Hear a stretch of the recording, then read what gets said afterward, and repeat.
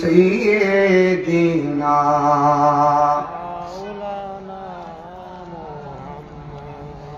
আজকের ঢাঙ্গি বাঙ্গালকান্দা উত্তরপাড়া জামে মসজিদের উদ্যোগে আয়োজিত আজকে মাহফিল এলাকায় কবরস্থান আছে না নাই?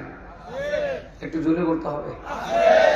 আল্লাহ রাব্বুল আলামিন আজকের মাহফিলের উসিলায় কবরস্থানের যারা কবরে ঘুমিয়ে আছে আল্লাহ পাক কবরের আযাব নাজাত করে জান্নাতের আলা দান করুক, আমিন বলে। আল্লাহ পাক আপনাকে আমাকে শোনার তৌফিক দেন, সকলে বলে আমিন। আমিন। আমার যুবক ভাইরা,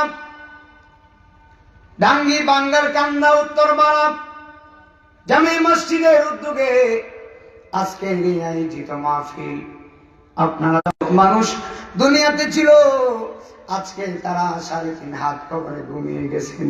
চেষ্টা করলেও আর কোনোদিন দুনিয়াতে ফিরে আসতে পারবে না। আমরাও কবরে যাব, আর কোনোদিন দুনিয়াতে আসবো না। কথা বলেন বাবা, ঠিক না বেঠিক? কবরে চলে গেলে আর কি দুনিয়াতে? পরিচয়ের নাম হলো নামাজ। আমার দেশের বহুত মুসলমান আছে নামাজে যেতে রাজি না। এগুলো আপনাদের এইদিকে না, আমাদের এইদিকে আছে। আছে নাকি? এই ভাগ লাগবে অ্যাভেলেবেল আছে। হ্যাঁ, মুসলমানদের সবচাইতে বড় পরিচয়ের নাম হলো নামাজ। কিন্তু হুজুর আযান দেয়, মুয়াজ্জিনে নামাজ পড়ে, আমরা মুসলমান নামাজ পড়তে দরকার আছে। এটা হলো বাংলাদেশ। এই বাংলাদেশ আসার আগে ছিল পাকিস্তান, পাকিস্তানের আগে ছিল ব্রিটিশ, ব্রিটিশদের আগে ছিল মুঘল, মুঘলদের আগে ছিল সালতানাত, সালতানাতের আগে বহু যারা কবরে গেছে তাদেরকে কবরে পাওয়া যায় না।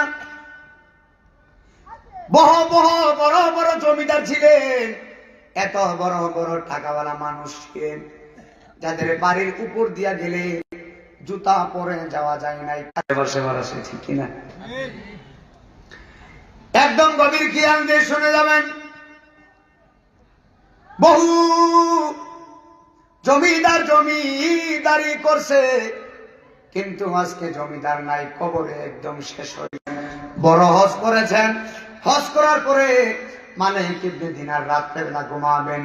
এবার ঘুমানোর আগে আল্লাহর ওলি মালিক ইবনে দিনার আমার আল্লাহরে বলে, ও আল্লাহ, আমি তো হজ করেছি, এই বছরে অনেক মানুষ হজ করছে, আল্লাহ গো, আমি তো জানি না কার হজ তুমি কবুল করছো। আপনি কালো হন না কেন?